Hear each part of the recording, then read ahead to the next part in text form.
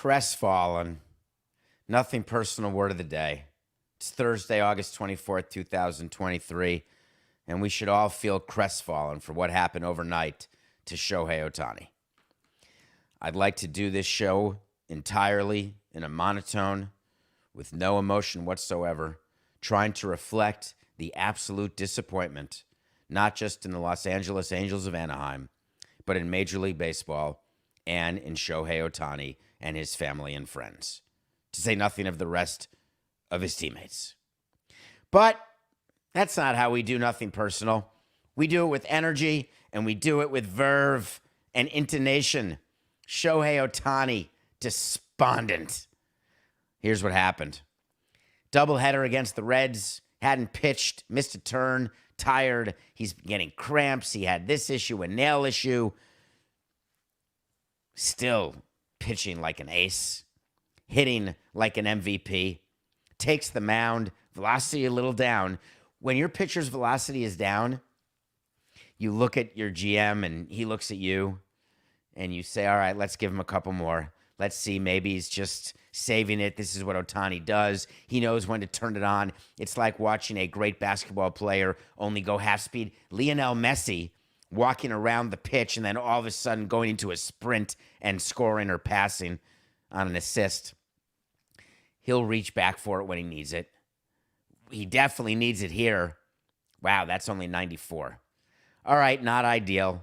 Pick up the phone, call downstairs. Hey, we need to take a look at Ohtani. Let's monitor this for one more little bit, one more little batter. Out comes Nevin, the manager. Out comes his interpreter. Off the field goes Ohtani. The announcement in game one of the doubleheader was arm fatigue.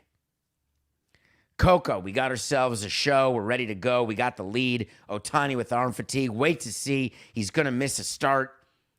His agent has told him the Angels are finished. Do not spend any more bullets on this season. It is not worth it. We are trying to set records in free agency. ESPN's doing articles that you're worth almost $1 billion. Do me a favor. Don't exert yourself. Say that you're fatigued and we'll let you hit, because trying to get 50 home runs, that would be ideal. The game ends. Everyone goes about their business until after the doubleheader. Game two, by the way, where the Angels got swept by the Reds. Ohtani hits, goes 1 for 5. Turns out they brought him for an MRI. And as a nothing personal fan, I hope you know, when players get MRIs, they get the results immediately. Forget waiting the day or two and saying, oh, we don't have the results yet. It's absolute horse hockey. Of course they do. The Angels got the MRI, and they knew immediately that there was a tear in his UCL.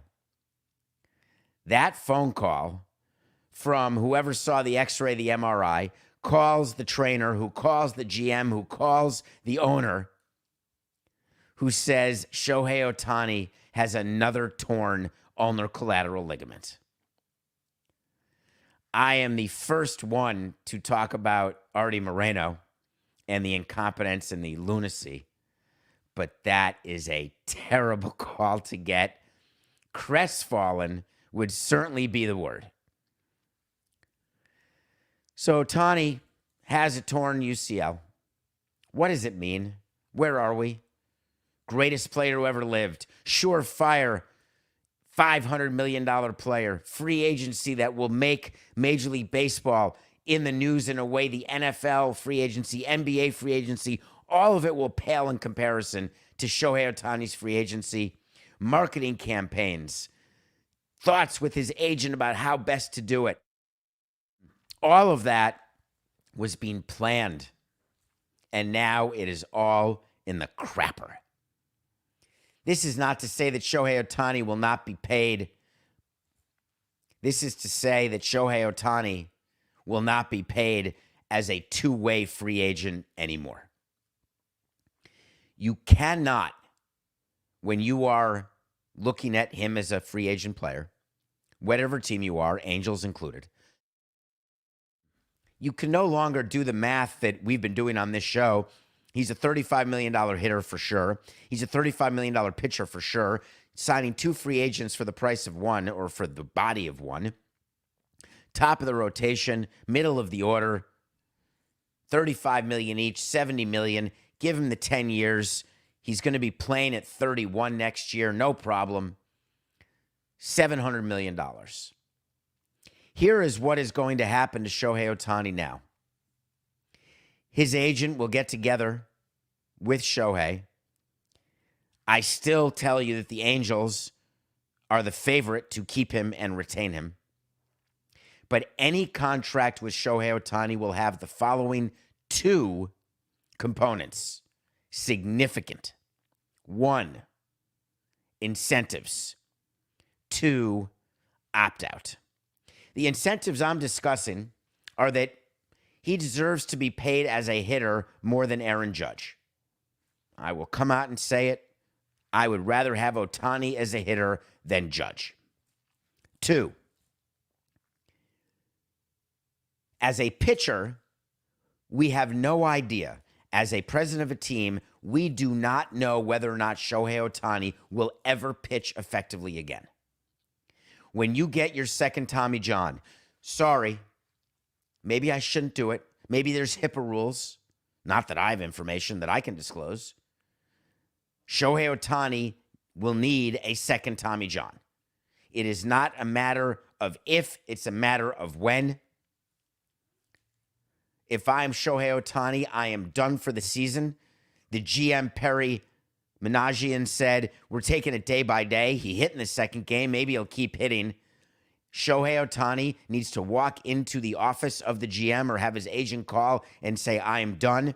I'm getting Tommy John right now. When you're going into the free agent market, you want to start the recovery process now. If he gets Tommy John now, he will miss all of 24, and there's a chance that he could be ready early in 25 as a pitcher, hitting by the end of 24. You want that surgery immediately. It is August right now. Why would you wait an extra month? The stats that Shohei has for this season, the performance that he has, the track record that he is not going to make any more money in free agency by playing an extra month. Not going to happen. And the reason why I am concerned about Shohei Ohtani's future is that he is no longer in the category of Tommy John recovered pitchers. He's going to have to be in the category of 2-time Tommy John recovered pitchers. And that list is extremely short. Josh Johnson, one of the best pitchers I got to see in my career, could not overcome multiple Tommy Johns. Another pitcher I got to see, Nathan Eovaldi, was able to recover from a second Tommy John. He's hurt again, by the way. The odds of Shohei Ohtani having a sustained career pitching after a second Tommy John are de minimis. However, as a free agent, he has the right to negotiate a contract. And as a team, I'd be willing to give him a contract, which has an incentive, $1 million a start. If you start 33 games, you get $33 million. Results be damned. You want to be a hitter at $35 to $40 million? I'm in. You want to be a pitcher at $30 to $35 million?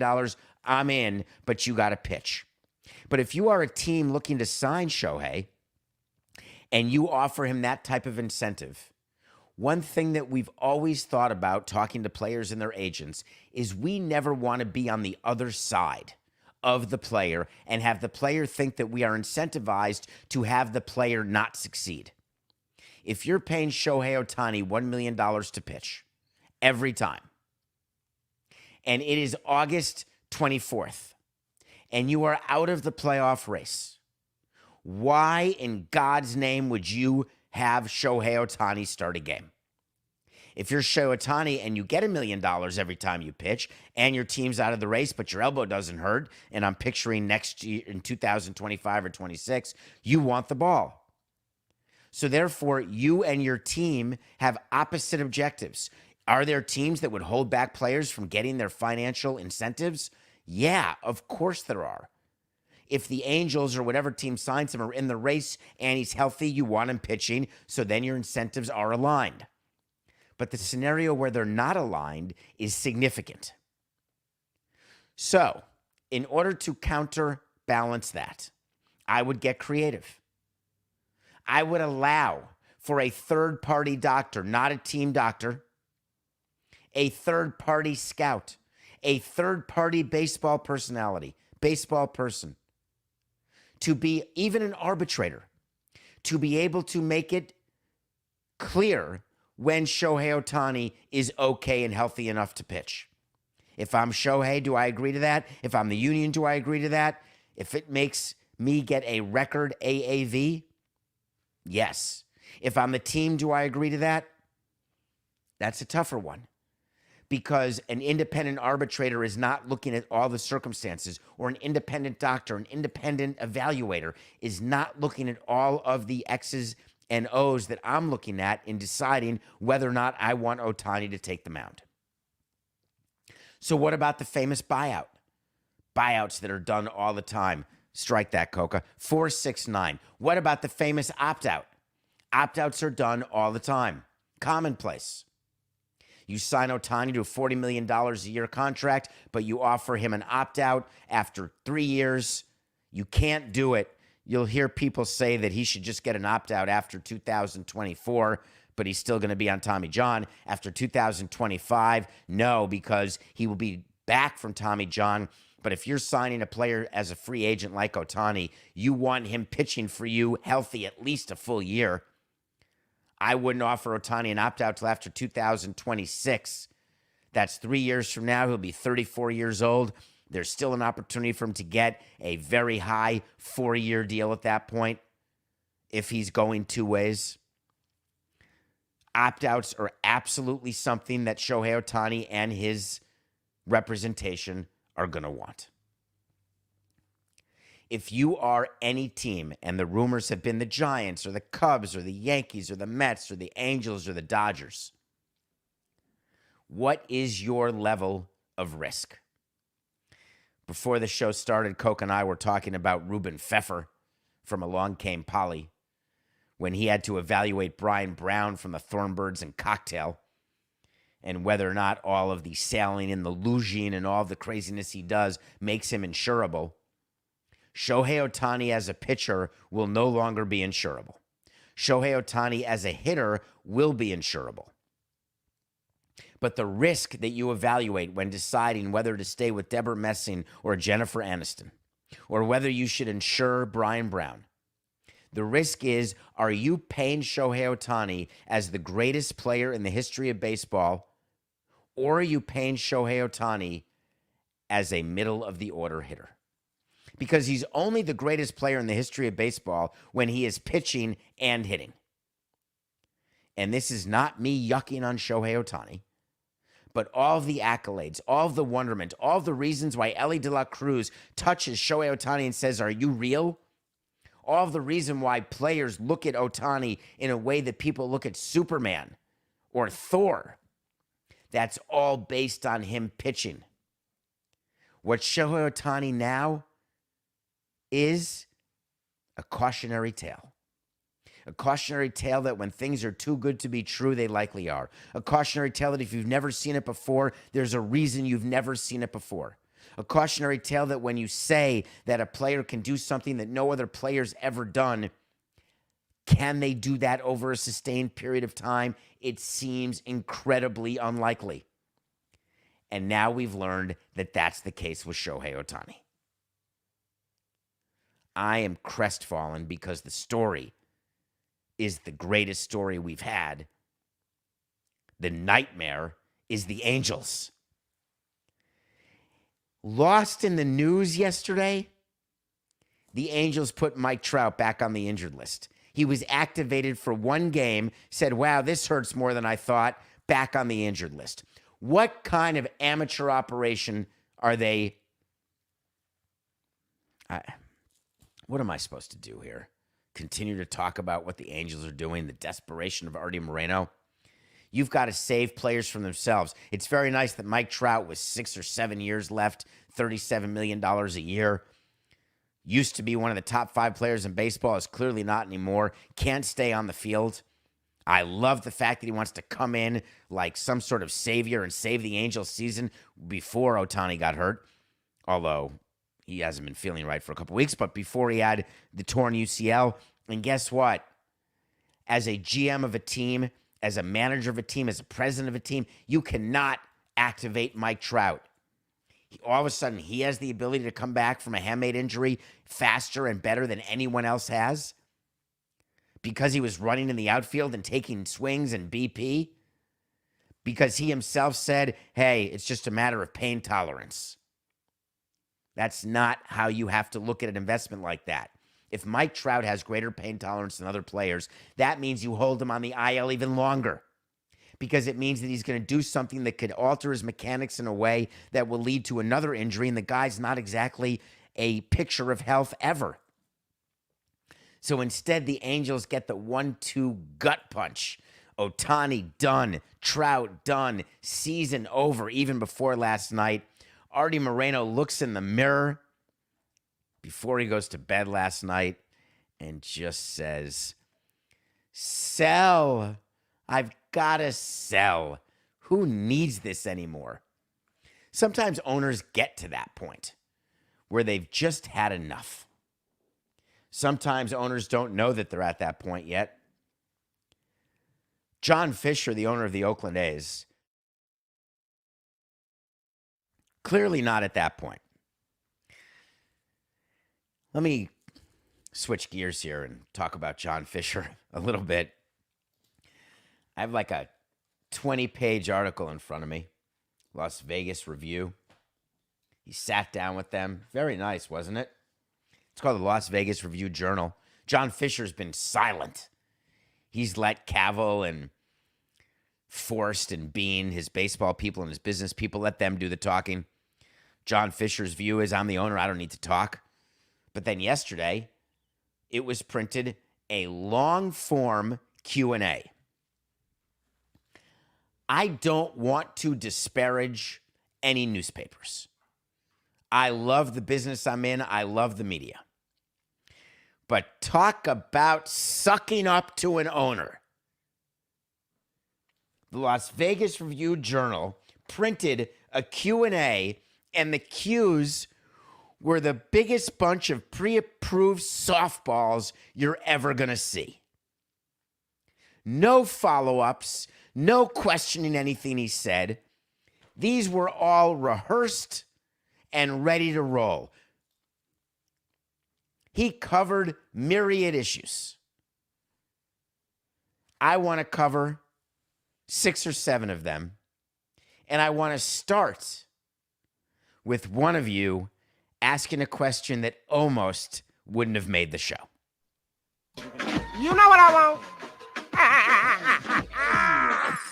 I want to talk to Samson. Normally, I don't react to people who taunt me in one of their questions, but this one was funny. So you want to talk to Samson. Get into my Twitter, David P. Samson. Go on the website, davidsamsonpodcast.com. Okay, David, this is your chance. Will you read this? Will you answer this? The owner of the A's said his team is losing $40 million with a payroll of $30 million. Tell me he isn't lying. I know you won't answer, but I love your show and the shirt I bought. Well, you had me at the shirt you bought. Thank you for buying a Nothing Personal shirt. I don't know why you'd think I wouldn't answer. I'm happy to answer any question, anytime, on any subject. Ask anyone who has me on their show, or nothing personal. That's the whole concept of it. Couple things. The Oakland A's payroll is not $30 million. I am sick and tired of media outlets or people thinking that their payroll is $30 million. What they have on the field is not relevant to the amount of cash that is being direct deposited into players' accounts every 2 weeks. You have your 25-man payroll. You have your 40-man payroll. You have your injured players. Oh, hi, my name's Chris Davis. Do I get paid every 2 weeks? You're goddamn right. Am I part of the 25-man payroll? No, I'm not. 26. The Oakland A's payroll is $60 million, not 30. So your question was wrong to start with. And I don't mean to be upset with you because you only can repeat what you read, and people are very happy to write that. And I am not defending John Fisher. Believe me, at all. So you're asking me whether he's lying about losing $40 million with a payroll of $60 million. And then you go online and you see all of these great mathematicians with their great articles. Well, let's do some math. The national TV deal, I'm sure that John Fisher is getting at least $60 million from that. BAMTech got sold, so he probably got $30 million from that. Plus, they have merchandise and gate sales. I'm sure he gets $30 or $40 million from that. I'm sure he's got a few other expenses, but add it all up, include revenue sharing of $36 million, which he's not getting. But just add it all up, and there's no way that he's not making a profit. He's making 10 or 20 or 30 or $40 million. Oh, sorry, there's interest on the debt that he has. That's true. You have to count that. Oh, you've got other expenses that all add up when it comes to EBITDA and what your operating income is and your available cash flow at the end of the year. No, these rich billionaires, he's worth $2.5 billion. Who can feel sorry for him? That's not the question. The question is it possible that the operation of the A's loses money? David, how dare you? Now you're just manipulating the facts by saying the operation of the A's. Yes, the operation of the A's may be losing money, but all of that extra revenue he gets from baseball, etc., no. When we talk about losses from the operation of the team, you include revenue from the central fund, from the national TV deals. You include revenue from revenue sharing. You include expenses required to run your team. You include expenses incurred in any capital investments you may be making, like a stadium. We're talking about loss from operations of a team and the money that you spend. Let me ask you this. You own a store, and you say, we're doing well. We are going to invest in another store. Is it true that the investment that you make in the other store could cause a cash loss in your current year because you're investing in things that are not leading to current revenue? Oh, but David, that's not the right accounting. That means the operation of the team is still profitable. But yes, there's cash losses because you spent money on investments in building your team that you hope are going to pay off for you in future years. Yeah, that's exactly how it works. But it still means that you are in a net loss position. He said the A's are going to lose $40 million. Yes, they are going to lose $40 million. With no end to that in sight. So I would like to tell you that he's not lying, because he's not. It doesn't mean he's not full of excrement with the other answers in this softball piece in the Las Vegas Review-Journal that I'm going to go over with you right now. But don't start with that point. I think we should start with a slightly different point. Let's start talking about the relocation application, because that got a lot of attention yesterday. In Major League Baseball, you first need to seek permission you need to get permission to seek relocation, meaning you have permission to go to Vegas and go to Portland and go to San Antonio and go to Nashville and start talking to public figures and the community and people in the government and try to figure out a deal. Then you fill out a form. And that is a very simplistic way of saying it, but it is a very complicated application. You submit that application to Major League Baseball. When asked about it, John Fisher announced for the first time that the A's have already submitted their relocation application. When asked specifically, hey, what's the timing of that? My hope is that this will get accomplished sometime soon, but I don't want to put a timeline on that because that timeline is really governed by the commissioner and by our fellow owners. And he's talking about the vote to relocate. Here's what really happens. we may be able to announce as an industry, they, not we, that's $1, that John Fisher has officially submitted his application to relocate. That doesn't mean his application is complete. If the owners are willing to vote on the relocation of the Oakland A's to Las Vegas without any information on either how the stadium's going to be built or how the stadium's going to be financed, without seeing any final documents about the money that they need to borrow in order to finance their portion of the stadium, without seeing any proof of what their revenue projections are and how they're going to achieve them, then the fix is in. And then everything I've been saying about the possibility of baseball wanting the team to stay in Oakland has been wrong. Then everything I've said about the team possibly still staying in Oakland, absolutely wrong. If they vote on the relocation of the A's and allow the A's to move to Vegas without any plan about where they're going to play in the next few years, and he said it in the interview, yeah, we're not really sure that's really going to be up to the commissioner and the other owners. Absolutely not. That's part of your application. Where are you playing? And what does it mean in the interim period in terms of what your losses are, what your revenue sharing is going to be, where that money is going to come from?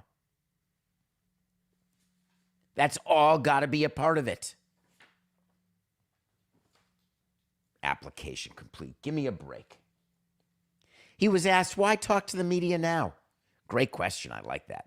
When we had our owner talk to the media, who didn't talk often, we would do it at the beginning of spring training.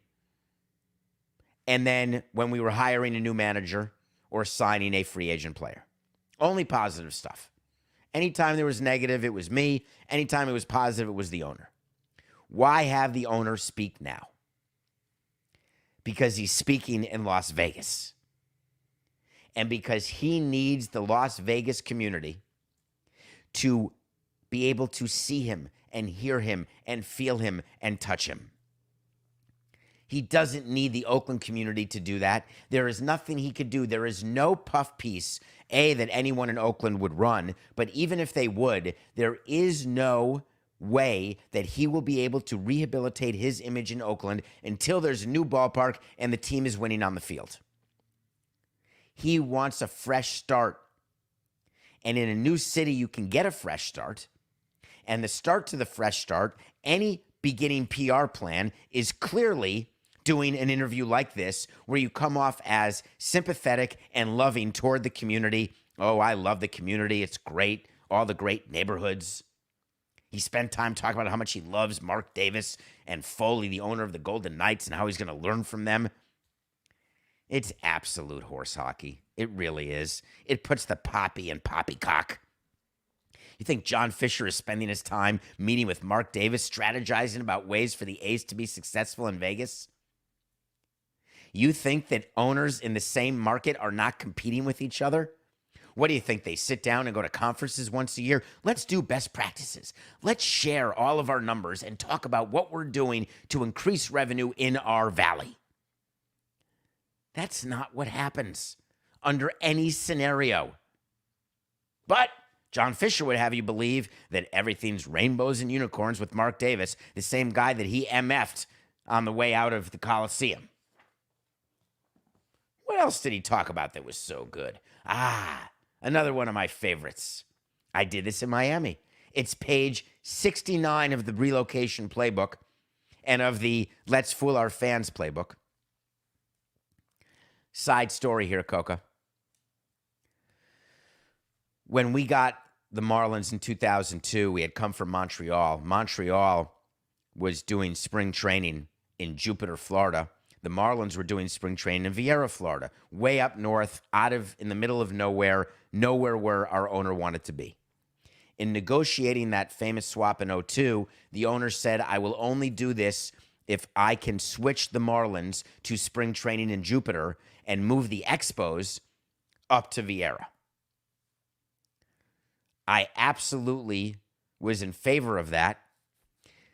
And what I said publicly is what a great opportunity for our fans in Palm Beach to have access to our team in the months of February and March, and then be able to drive to Pro Player or to a new stadium whenever that comes, to have the ability to engage with their team 12 months a year.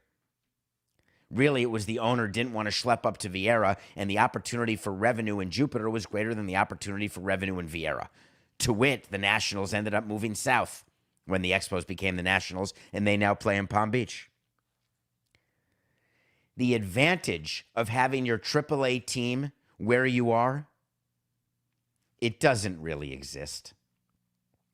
John Fisher saying how great it is for Las Vegas to have the AAA team for the Oakland A's and making that a reason so that fans in Las Vegas can see the 18, 19, and 20-year-olds and follow their career and watch them grow up and then go see them in the big league ballpark. Doesn't work that way at all. Zero. Literally. Then, of course, you got to talk about payroll. Where's payroll going to be? That's what people want to know. In a new stadium, we're going to get the revenue, he said, and that revenue is going to let us keep our players. It's going to let us be competitive and compete for World Series and win World Series. Is anyone buying that? That's what we all say. Let's go back to all the new stadiums which have opened over the previous 10, 15 years. How many of them have won World Series or competed consistently for World Series? Can you think of it? I'm having a hard time. Hold on. I got this. San Francisco in the 2010s. Yeah, that's true. Was that because of their new stadium or because they happen to have Lincecum and Posey? No, it must be the new stadium. Of course he's going to say in this puff piece that our payroll is going to go up. He needs the fans to hear that. He needs the politicians to hear that. What else? Oh, this was good. I like this. What about playing in Sacramento or Reno before moving into your permanent stadium? That was a good one. He said, hey, those are minor league facilities like where the Las Vegas Aviators play. I got to tell you, I haven't had the conversation with Major League Baseball yet as to where they would like us to play going forward. Did you hear that quote? But I've got a completed relocation application. Why am I bothered by this article? I'm not really. It's totally normal that he did it. But what does it mean if you're sitting in Oakland right now? Does it mean that they're gone? Does it mean that they are moving to Vegas? I have been the staunch supporter of the fact that the A's are not moving. My concern right now is that, in fact, they've gone too far this time.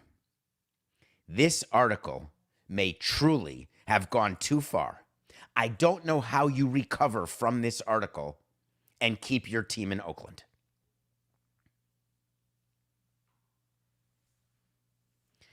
We will continue to see what happens, but make sure that you don't let anyone in the media or anyone on Twitter or anyone anywhere tell you that what John Fisher did by speaking to the media, or that John Fisher telling you that his relocation application is complete.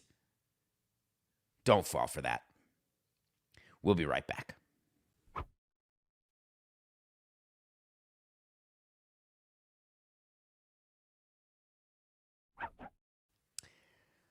Welcome back to Nothing Personal. I'm schwitzing right now. I just got worked up. The two topics that we started the show with, Ohtani and John Fisher.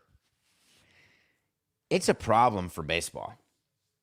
And the reason why it's a problem that we can spend the first 33 minutes on those topics is, guess what we didn't talk about at all? Not for a second. We didn't talk about what the Reds are doing. We didn't talk about what the Orioles are doing. We didn't talk about the race in the AL West and how close a three-team race is to win a pennant, to win a division, and what that means, the significance of winning a division. There is not one on-field thing we just spoke about, and we are heading into, in 7 days, into September. I probably shouldn't have watched How to Blow Up a Pipeline yesterday. It's a movie on Amazon. I spent a few dollars on it. It's a movie about people who are trying to make a difference, try to be heard.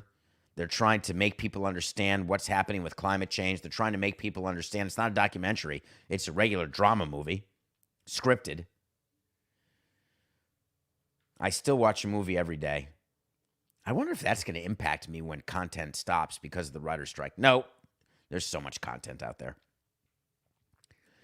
Why would I suggest you watch How to Blow Up a Pipeline if you are red versus blue or blue versus red? This is the sign of a good movie. It doesn't matter what color you are, where you are on the political spectrum. It is very informative to watch a movie this detailed, this interesting, this perfectly acted and written. The emotion of why people feel as desperate as they feel. Many movies have come out showing people emotionally disconsolate, showing people feel as though they have no options, where they have to commit a crime, they have to take their life, God forbid.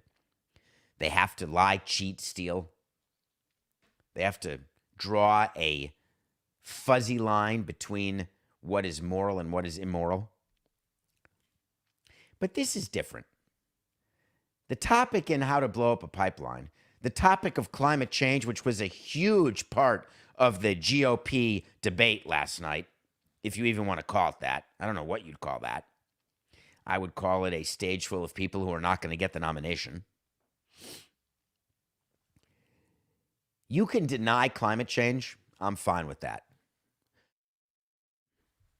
You can deny that our environment is impacted by the things that we do. You can say it's not my problem. It'll be for my great-grandchildren if we even have children, or it'll be so far down the line that wars will take care of the planet first, or a meteor or an asteroid. You can think whatever you want. We're all a simulation. What does it matter anyway? I'm fine. But wouldn't it be amazing if you had the intellectual capacity to actually be willing to learn about the possibility that what you think is wrong? That's all I'm asking.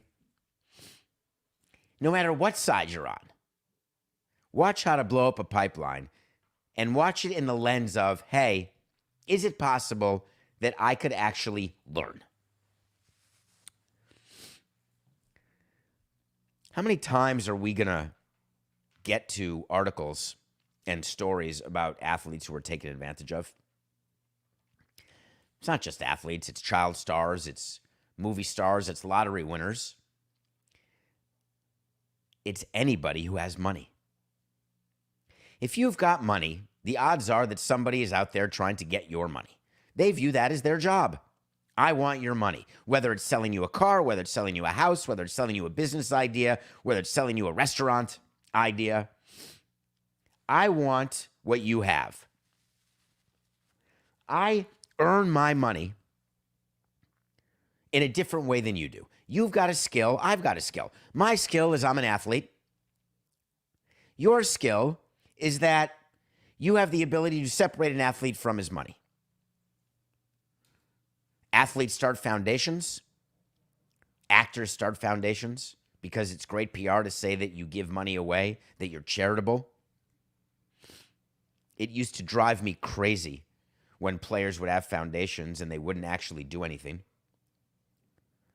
They were basically a vehicle to pay family members. And eventually you're going to get caught. It used to upset me when players would take their money and invest it in a stupid way because I knew it was only a matter of time until those players went broke. I saw it every day, every year. Baker Mayfield is the new starting quarterback for the Tampa Bay Buccaneers. Baker Mayfield is taking over for the greatest quarterback and the greatest player who ever played in the National Football League. Brady Mayfield has an opportunity to salvage a career, a disappointing career, right now. And Baker Mayfield is dealing with the distraction of having to petition a court to find $12 million that may have been misappropriated. $12 million, whether you're worth $10 million, $20 million, $100 million, or $1 billion. When someone steals $12 million from you, you're not going to take it lying down. And the tragedy in the Baker Mayfield story is that everyone who is basically accused of taking Baker Mayfield's money are members of his own family. It's a story as old as time. Hey, I couldn't make money, but my kid can. Let me take my kid's money. Hey, I'm Britney Spears' father. Let's do a conservatorship, and I'm going to live the high life. Britney, I got to call you back. I'm descending from 30,000 feet. All of the defendants that Baker Mayfield named are people who handled his money. Baker Mayfield doesn't know where the money is, doesn't know whether it was properly invested, doesn't know whether it was stolen. He has no idea about anything, and every one of the people who have to answer the questions under his petition are family members. When asked whether it would be a distraction going forward as being the starting quarterback for the Tampa Bay Buccaneers, he said, I've been dealing with this for years, actually. Mentally, I'm in a better headspace, so we're ready to roll. He's trying to convince the fans of Tampa that this has been weighing on him, which may have caused some poor performance previously, but now that he's actually filed the petition, everything's better. Not accurate. I love that he said it. I love that he thinks it, and I love that he wants it to be true. Do you know the anguish that will occur when he is reading or watching testimony or learning the truth about what happened to his money? The day that you realize that your family has been screwing you from the get-go and that people around you actually weren't there for you, they were there for your money, your fame. This is not me feeling sorry for the 1%ers. I recognize that I shouldn't. But this is me telling you that when you live a life where you can't discern between people who love you and people who want something from you, when you can't discern whether or not you actually have friends of any kind, and whether or not the family who you have been with and you thought would no matter what have your back, but it turns out that they're just like everybody else, that's a bad day. That's a distraction. Nothing personal pick of the day. Yesterday, I had the Yankees over the Nationals. Aaron Judge hit 3 home runs, and the Yankees were able to break their 9-game losing streak, not set the 10-game streak that they hadn't had since 1913. For those of you paying attention every day, and I appreciate that you are, I hear Coca in my ear, panicked. That wasn't your pick of the day. I know, but it should have been. My actually pick of the day was the Blue Jays over the Orioles, and we lost. Even though Jack Flaherty didn't even pitch for the Orioles, but we still lost for 115 and 116. Did you see Brian Cashman meeting the media? I can't. This is the time of year, as we head into September, when you know that you're totally screwed, that you just are finding out things to do and ways to get the attention off yourself and your team. When you say, hey, we're still fighting, we're not giving up. We're embarrassed, we're upset, but hey, I love these guys. You're going to start hearing that a lot from different teams. What choice do you have? Our pick today is going to be the Minnesota Twins over the Texas Rangers. Pablo Lopez, the former Marlin, is going against Andrew Heaney, the former Marlin. I love it when former Marlins pitch against each other. The reason why the Twins are only minus 125 over the Rangers is the Rangers' incredible offense and Andrew Heaney being an average pitcher. The Rangers, as you know, have not been playing well. They've been caught ostensibly by the Astros and by the Mariners. Pablo Lopez has the ability to command several pitches that are really going to fool the Texas Rangers hitters, so I'm looking for a good outing from him. So that's the pick of the day. So before we close the show today, in our remaining 1 minute, I want to revisit something from earlier in the show and give you this to think about. When you are asking your team to sign Shohei Ohtani, when you are praying that you will be one of the candidates as a GM or as a president, when you are meeting with the agents, when you're thinking about the dream of the press conference, what it is to hand Ohtani a jersey with your uniform on it, what it is to get the sponsorships, the ticket sales bump, the seduction of the moment. Don't forget what you feel like right now. Don't forget how crestfallen you are when you realize that Ohtani can't be the two-way savior that you thought he could. Don't be prisoner of the moment, whether you run a baseball team or any sort of other operation, because prisoners of the moment are in violation of the number one rule. It's just business. This is nothing personal.